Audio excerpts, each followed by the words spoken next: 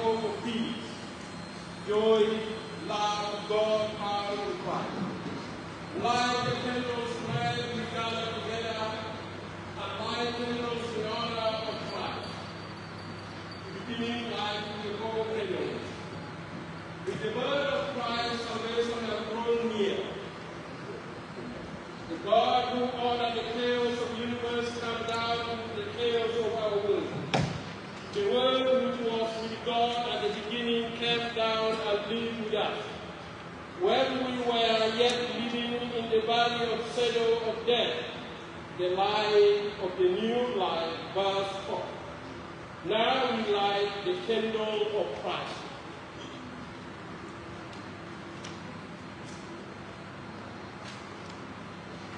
On this night, we remember God has come in Christ as a sign. If we can sing another hymn.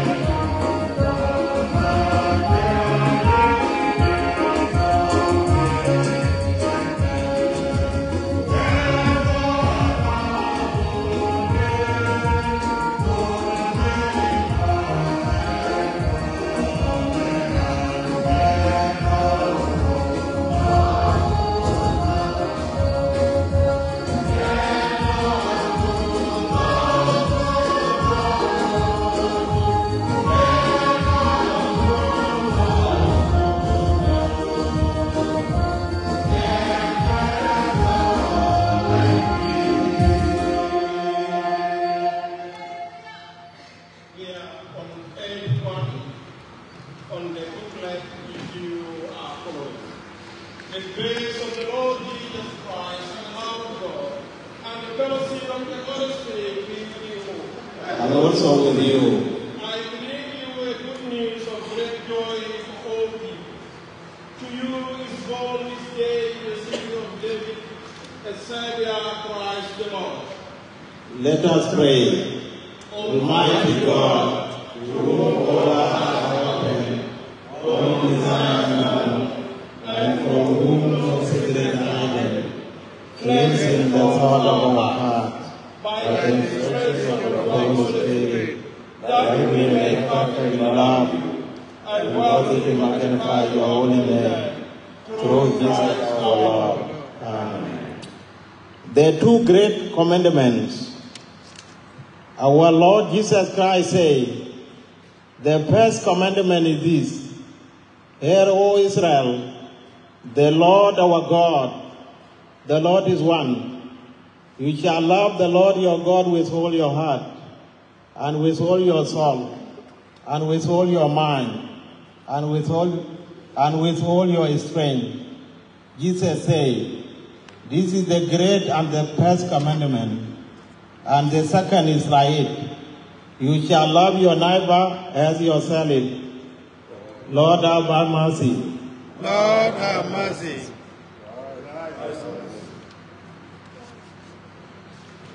Let us join the glory together. Glory to God in high, and be to God who on earth. Lord God, heavenly King, almighty God and Father, we worship you, we give you thanks, we praise you for your glory. Lord Jesus Christ, the Son of the Father, Lord God, the Lamb of God, you take away the sin of the world. Have mercy on us. You are seated at the right hand of the Father. Receive our prayer. For you alone are the Holy One. You alone are the Lord. You alone are the Most High. Jesus Christ, with the Holy Spirit, in the glory of God the Father. Amen. The Father of the day, Almighty God, who gave your only begotten Son to take our nature upon him, and as at this time to be born at the birth of Mary, and grant that we be born again, and made your children by adoption and the grace made in the renewal by your Holy Spirit, through the same our Lord Jesus Christ, who lives and reigns with you and the same Spirit, ever one God, now and forever. Amen. Our good news be moving the Jeffrey the first reading. That's you. 2474. Good.